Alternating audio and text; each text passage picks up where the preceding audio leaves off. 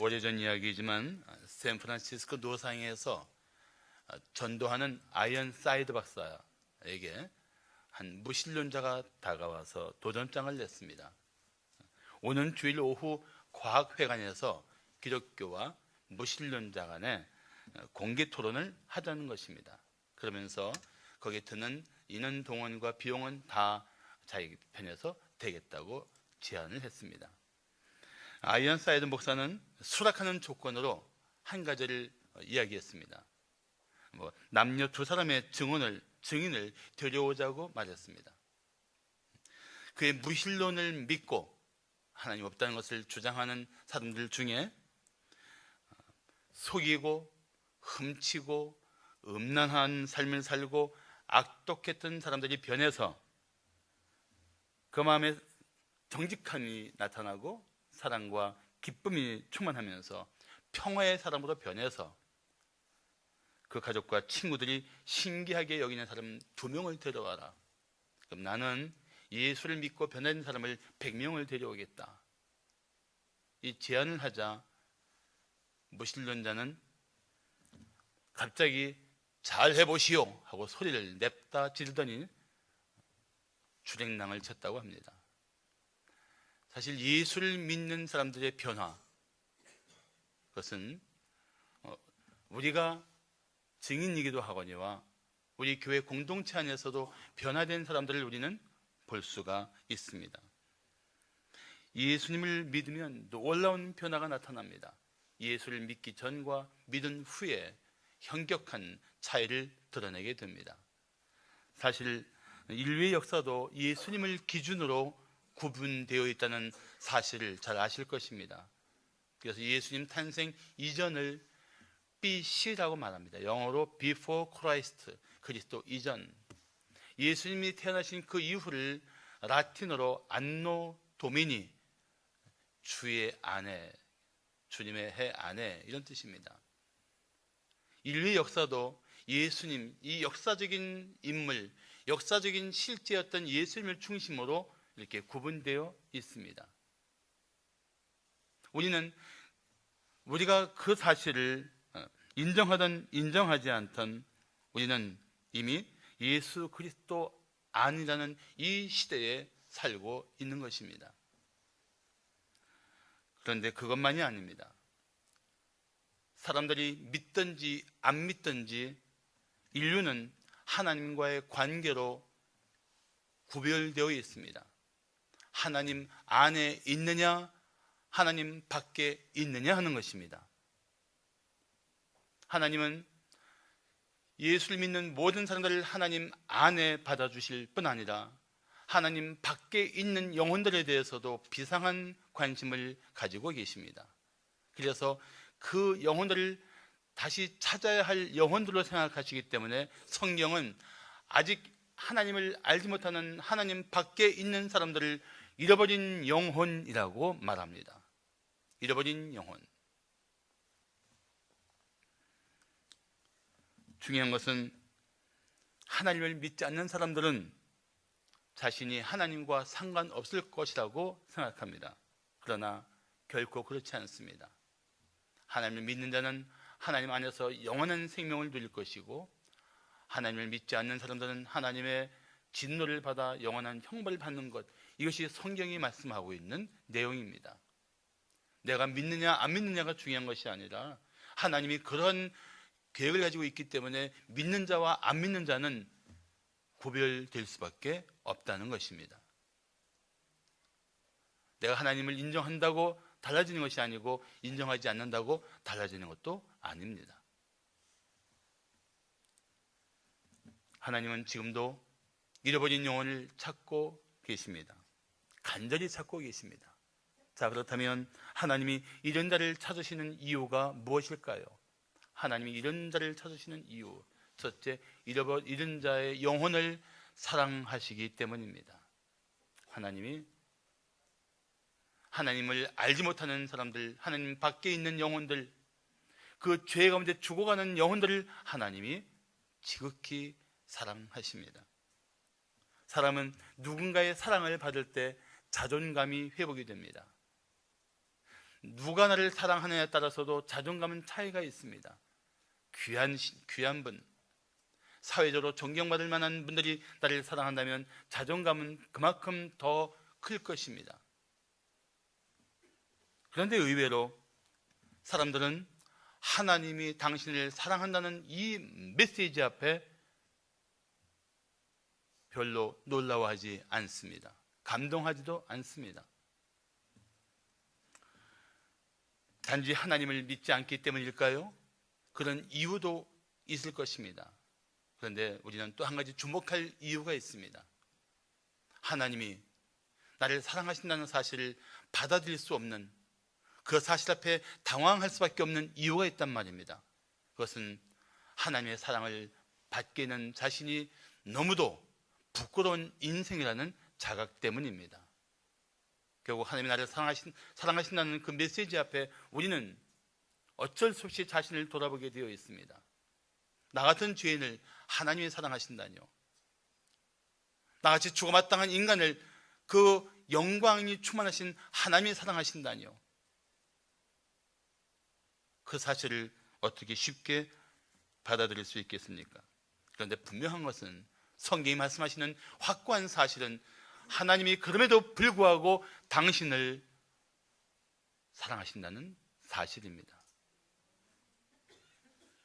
오늘 8절은 말씀하기를 어떤 여자가 10드라크마가 있는데 하나를 잃으면 등불을 켜고 집을 쓸며 찾아내기까지 부지런히 찾지 않겠느냐고 말씀합니다. 어느 여자가 10드라크마 중에 하나를 잃어버렸습니다. 드라크마는 은으로 만든 동전입니다. 은화라고 말하죠. 그런데 이 드라크마라는 가치는 요즘으로 말하면 성인 남자의 하루 일당입니다. 쉽게 말하면 요즘 말로 10만 원이라고 한번 생각해 봅시다. 드라크마 하나가 10만 원의 가치가 있다. 그런데 그 가치보다 더 중요한 의미가 있습니다. 영국의 성경학자인 윌리엄 바클레이는 이 잃어버린 여인의 드라크마를 놓고 이렇게 설명했습니다. 팔레스타인에서는 혼인한 여인이 은사슬에 10개의 은화를 꿰인 머리 장식이 있었다. 이 머리 장식이 거의 결혼 반지와 같은 것이기 때문에 잃어버린 은화를 필사적으로 찾았을 것이다. 은화가 가지는 가치보다 더 큰 의미를 가지고 있었기 때문에 이 여인은 그 잃어버린 은화를 찾을 때까지 결코 포기할 수 없었다는 것입니다. 그래서 여자는 어둠 속에 묻혀있을 이 은화를 찾기 위해 등불을 켭니다. 쓰레기와 함께 뒹굴고 있을 은화를 찾기 위해 집안을 청소합니다. 찾아내기까지 여자는 결코 포기할 수 없었습니다. 바로 이 은화를 찾는 이 여인의 열정이 바로 잃어버린 영혼을 찾으시는 하나님의 열정인 것입니다. 우리도 집에서 잃어버린 것을 찾느라고 사방을 뒤질 때가 있습니다. 제 안에는 잃어버리기도 잘하고 찾기도 잘하는 특별한 능력이 있습니다. 뒤지다 보면은 전혀 잃어버린 걸 찾고 이게 여기 있었네 하고 반가워합니다. 그것만 갖고 끝낼 수 없어요. 결국 잃어버린 것을 찾기까지 여인의 집념은 아주 놀랍습니다. 그래서 성경이 어느 여자를 말했을지도 모릅니다. 하나님이 당신을, 잃어버린 영혼을 그렇게 찾고 계십니다. 포기할 수 없다고. 내가 너를 그 어둠 속에서, 쓰레기 더미에서 내가 너를 반드시 찾겠다고. 하나님은 포기할 수 없는 사랑, 포기할 수 없는 간절함을 가지고 당신을 찾으신 것입니다. 그래서 오늘 이 자리까지 오신 줄을 믿으시기 바랍니다. 여인은 어둠 속에 있는 은혜를 찾기 위해 등불을 켭니다. 성경의 어둠이라는 것은 항상 죄 또는 죽음과 함께 연결된 뜻을 가지고 있습니다. 어둠은 사실 죄의 특성입니다. 잃어버린 영혼은 죄의 어둠에 빠져 있고 어둠의 그늘에 사로잡혀 있습니다. 그래서 성경은 이렇게 말씀합니다. 이는 우리 하나님의 긍휼로 인함이라. 이로써 돋는 해가 위로부터 우리에게 임하여 어둠과 죽음의 그늘에 앉은 자에게 비치고 우리 발을 평강의 길로 인도하시리로다. 하나님이 우리를 긍휼히 여기시고 예수 그리스도를 이 땅에 보내주셨습니다. 그분이 돋는 해처럼 위에 올라 빛을 비춰주심으로 어둠 속에 있던 우리가, 사망의 그늘에 잡혀있던 우리가 마침내 생명의 주님을 만납니다. 그리고 방황하고 헤매던 그 걸음이 마침내 평강의 길로 인도하시는 주님의 인도하심을 받게 됩니다. 이런 자를 찾으시는 하나님의 은혜가 그렇게 예수 그리스도를 통하여 나타난 것입니다.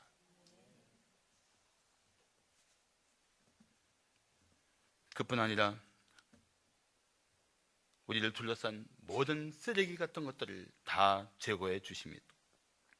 얼마나 많은 죄가 우리 마음과 생각을 오염시키고 얼마나 더럽고 추한 것들이 내 마음과 생각과 삶 속에 덕지덕지 붙어서 내 본형을, 내 거룩한 원형을 보지 못할 만큼 내 삶이 죄와 뒤엉켜 있습니까?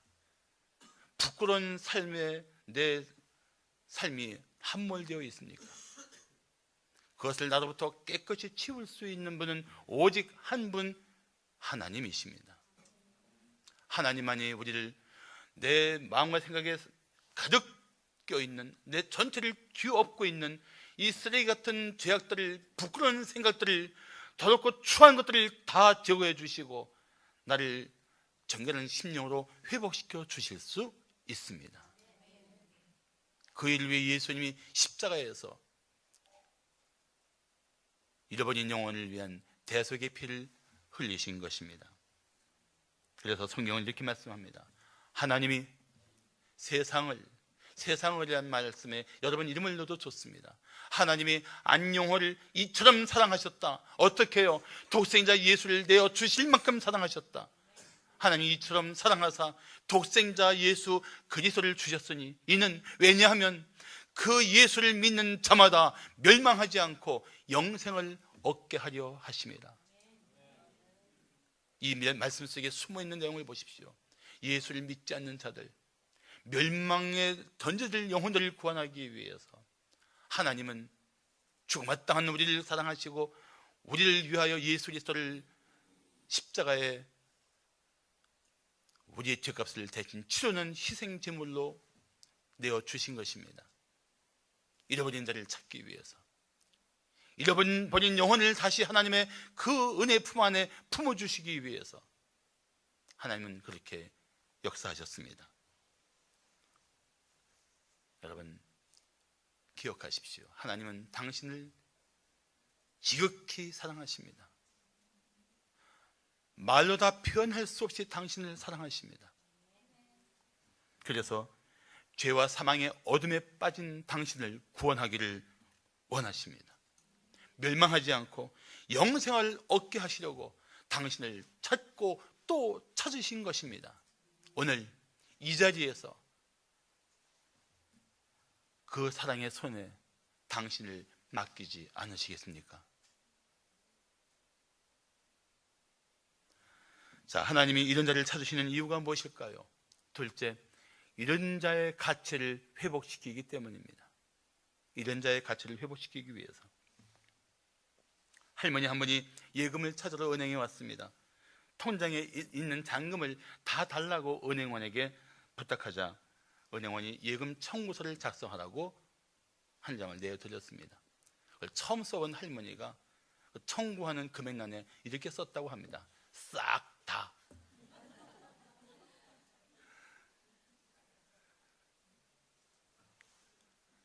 우리가 예수를 믿으면 어떤 존재로 변할 수 있을까요? 싹 다 변합니다. 완전히 새로운 존재가 됩니다. 그래서 성경은 예수를 믿는 사람들에게 이렇게 말합니다. 거듭났다.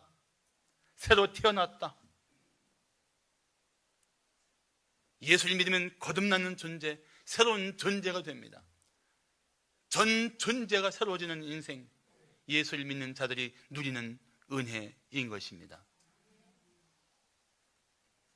더라 그 많은 은으로 만든 동전이라고 말씀드렸습니다. 잘 아시겠지만 은은 아주 쉽게 변색이 됩니다. 요즘이야 도금 기술이 워낙 많이 발달해서 은의 그 색깔을 유지하는 시간이 길어졌지만 옛날만 해도 은은 잠시만 쓰지 않고 놓아두면 금세 시커멓게 변화되었습니다. 그렇다고 해서 그 은의 가치가 사라진 것은 절대 아닙니다. 다시 그 은을 닦아주면 여전히 그 은의 밝고 화사한 빛을 드러낼 것입니다. 어떤 사람이 이런 말을 합니다. 내가 술을 끊으면 교회 나가지요. 어떤 사람은 이렇게 말합니다. 내 문제가 해결되면 교회에 나갈 겁니다. 그렇지만 예수님은 이렇게 말씀하십니다. 아니요, 있는 그대로 내게 나오시오. 내가 당신을 새롭게 할 것이요. 그냥 있는 그대로, 그 모습 그대로 내게 나오라고 주님은 말씀하십니다. 예수님이 잃어버린 영혼을 동전으로 비유하신 분명한 뜻이 있습니다. 왜냐하면 동전은 자기가 이루어진 상태이면서 더러운 쓰레기에 뒤엉켜 있는 상태이면서도 스스로 주인에게 다가갈 수 없는 존재이기 때문입니다. 우리가 그렇습니다. 우리가 그런 존재였어요. 하나님을 떠나 있는 인생이면서, 죄에 빠져 살는 인생이면서, 원하지 않는 죄 가운데 내 몸이, 내 삶이 뒹굴고 있는 걸 알면서도, 내 마음과 생각이 원하는 대로 살지 못하는 그런 비참함을 알면서도 내 스스로 하나님께 다가갈 수 없었던 무기력한 인생, 그것이 우리였단 말이죠.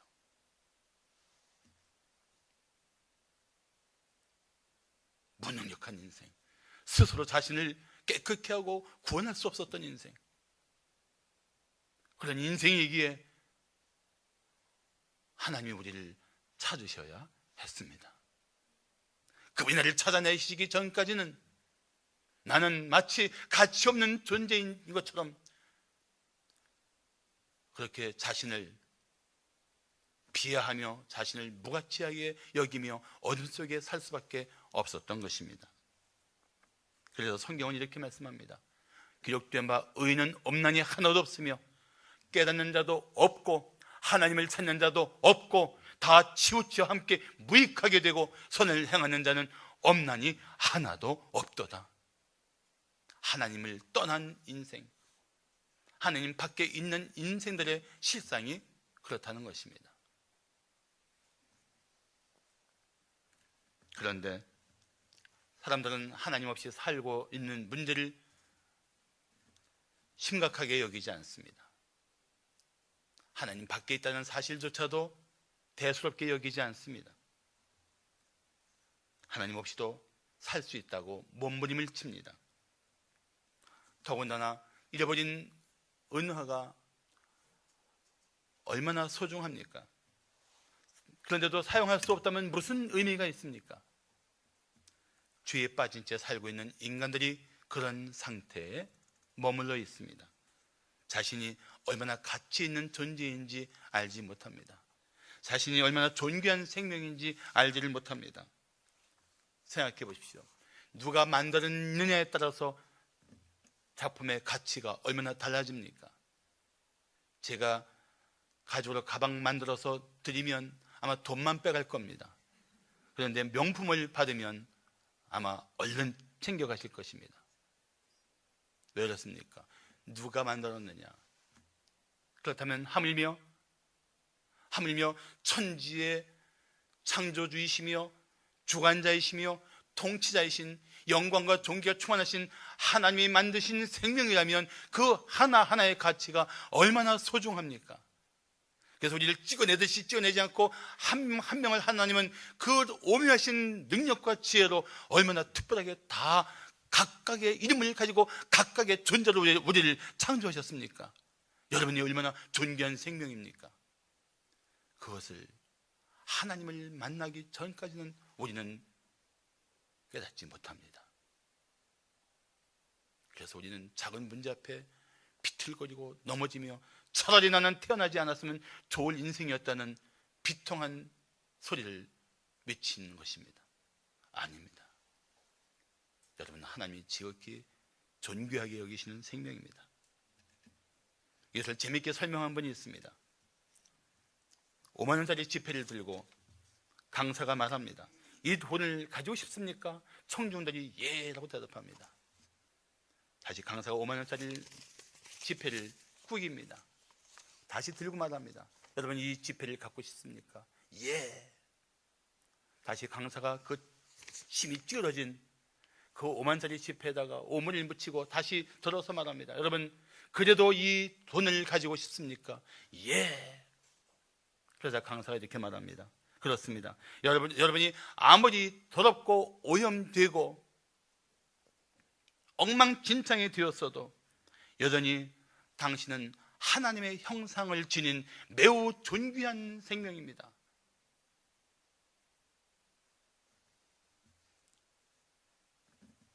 그렇습니다. 여러분, 한 분 한 분이 얼마나 하나님이 기뻐하시며 소중히 여기시는 생명인지를 알아야 합니다.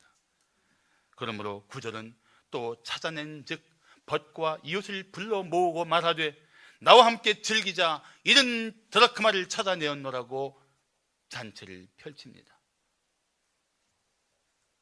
여자가 은하를 찾아낸 기쁨이 너무나 컸습니다. 은하를 찾아냈다는 것은 그 은화의 가치를 회복시켰다는 뜻입니다. 그 은화의 그 의미를, 은화가 존재하는 목적을 다시 회복시켰다는 뜻입니다. 그렇습니다. 우리가 예수를 믿고 하나님 안에 들어와야 내 가치가 어떤 가치인지를 알 수 있습니다. 내 존재의 목적을 우리는 알 수가 있습니다. 하나님이 나를 이 땅에 이 현실 가운데 존재하게 하신 이유를 깨달을 수가 있습니다. 이제 더 이상 하나님 없이 방황하지 말고 당신을 사랑하시는 하나님 품에 오늘 안기시기를 축복합니다. 마지막으로 하나님이 이런 자를 찾으시는 이유가 무엇일까요? 셋째, 회개한 자의 영혼을 기뻐하시기 때문입니다. 누구를 기뻐하신다고요? 회개한 자의 영혼을 기뻐하십니다.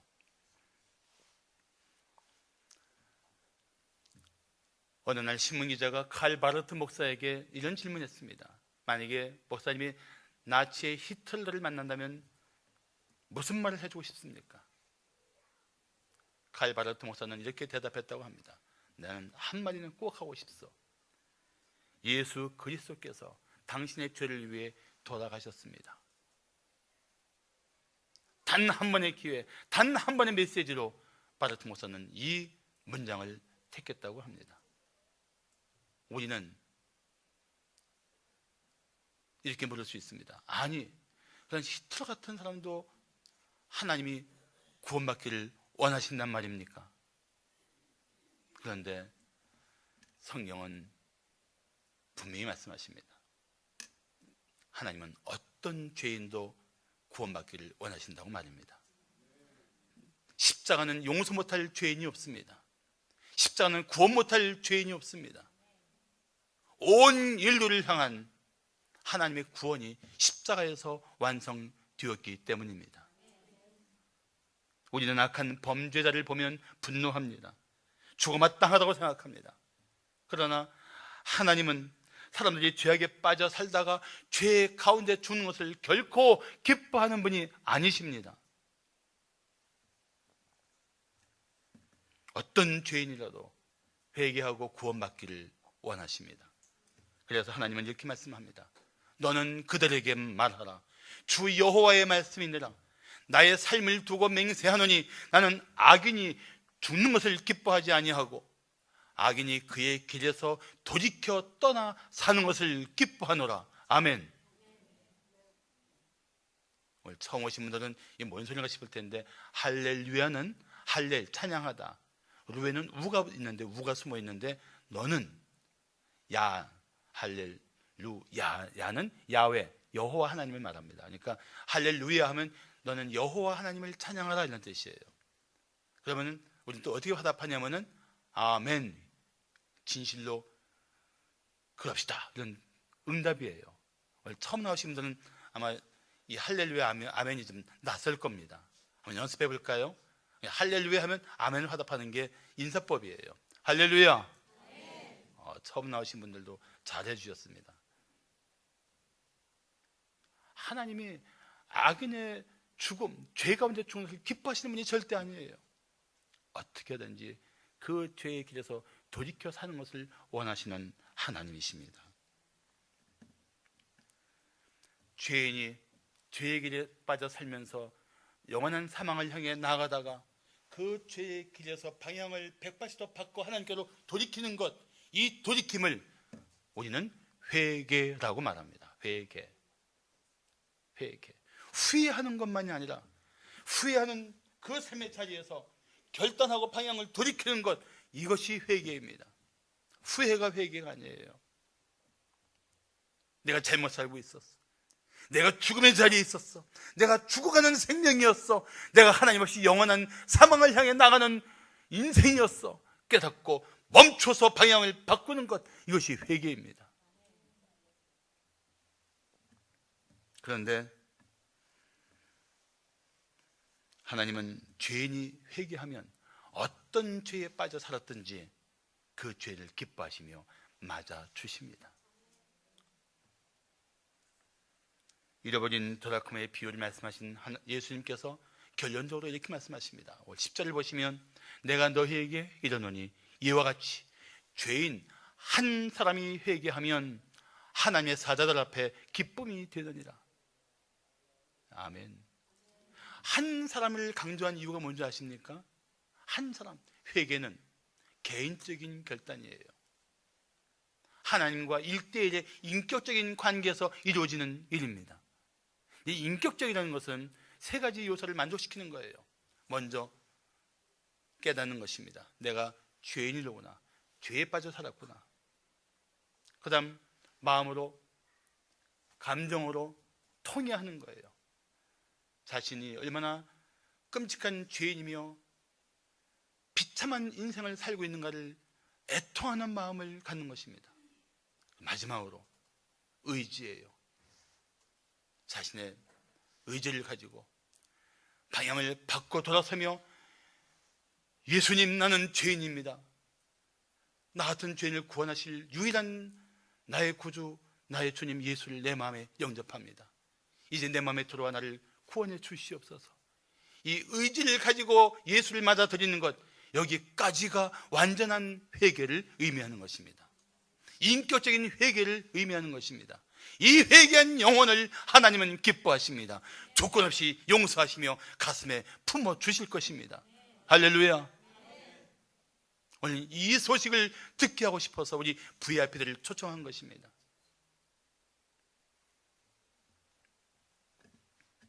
그리고 회개한 사람을 있는 그대로 하나님이 얼마나 기뻐하시는지요. 그래서 성경 스바냐 3장 17절을 말씀하기를 너희 하나님 여호와가 너희 가운데 계시니 그는 구원을 베푸실 전능자시라. 그가 너로 말미암아 기쁨을 이기지 못하시며 너를 잠잠히 사랑하시며 너로 말미암아 즐거이 부르며 기뻐하시리라. 아멘. 예수님은 이 땅에 존재하셨을 때에도 그렇게 죄인들을 맞아주셨습니다. 어느 날 여리고성에 내려가셨습니다. 거기서 삭개오라는 세리장을 만납니다. 세리장이란 것은 오늘날로 말하면 한 도시의 세무서장을 말합니다. 그런데 당시 세리는 로마의 정부에 빌붙어서 자기 동족에게 과다한 세금을 부과하고 로마에 바칠 건 바치고 나머지는 착복하는 사람들로 거의 다 활동을 했기 때문에 동족인 유대인들에게는 매국노요, 상종 못할 죄인이었습니다. 그런 사람의 집에 예수님이 들어가시자 사람들은 수군거렸습니다. 그러나 예수님은 한 영혼이 회개하고 돌아온 것을 너무도 기뻐하셨습니다. 그리고 삭개오에게 말씀했습니다. 오늘 구원이 이 집에 임하였다. 잃어버린 자를 찾아오시고 그 회개한 영혼을 기뻐하신 주님, 그 주님이 마침내 누가복음 19장 10절에서 이렇게 말씀하십니다. 인자가 온 것은, 예수님이 스스로 말씀하실 때 인자라는 표현을 했습니다. 인자가 온 것은 잃어버린 자를 찾아 구원하려 함이니라.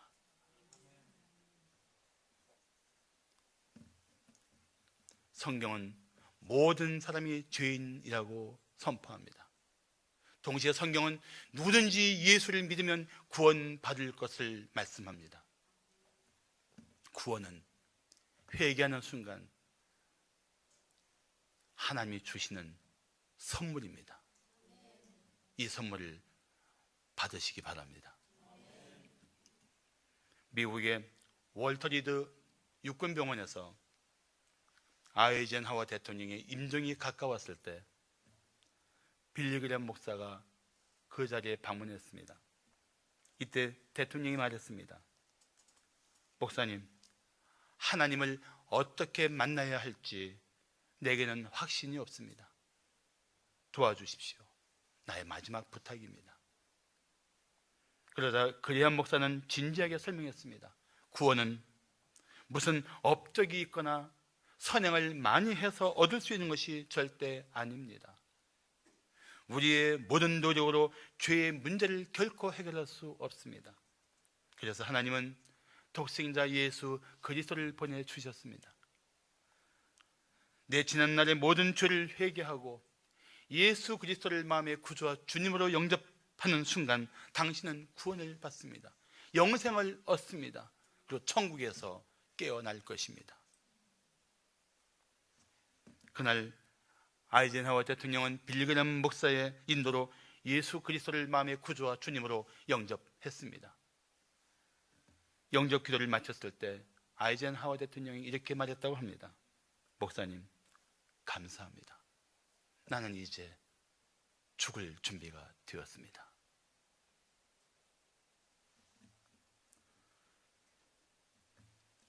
오늘 우리 교회 오신 VIP들, 우리 성도들에게 묻습니다. 정말 만약에 당신이 오늘 밤 이 세상을 떠나신다면 천국에 들어갈 확신이 있습니까? 대답하지 못한 분들 마음에도 동일한 대답이 있기를 진심으로 축복합니다. 지금 당신을 향한 하나님의 메시지는 그것입니다. 대답 못하고 있구나. 예수를 믿지 않는 내가 바로 내가 찾는 잃어버린 영혼이야. 내가 너를 찾았어. 내가 오늘까지 너를 찾았고 이후로도 너를 포기하지 않고 찾을 거야. 지금 당신을 찾으시는 예수 그리스도를 믿으면 오늘 구원을 받을 것입니다. 영생을 얻을 것입니다. 천국의 소망을 가지고 살 것입니다. 여러분, 남은 전생애 동안 날마다 때마다 여러분을 돌보시고 인도하시는 주님의 신실하신 손길을 경험할 것입니다.